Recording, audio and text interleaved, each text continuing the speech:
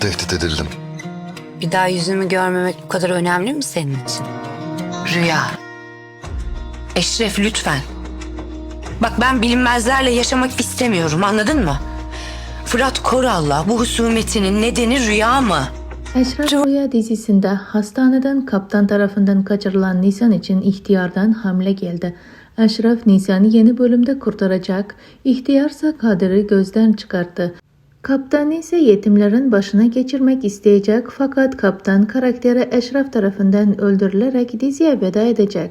Dinçer'in yapmış olduğu baskın sonrası Nisan'ın yaralanmasındaki durumda Eşref hamleye Dinçer'in yaptığını öğrenecek ve ikili karşı karşıya gelecek. Hıdır Kadir'e bir şey yapmayacak. Nisan konusundan Kadir'in haberi yoktur.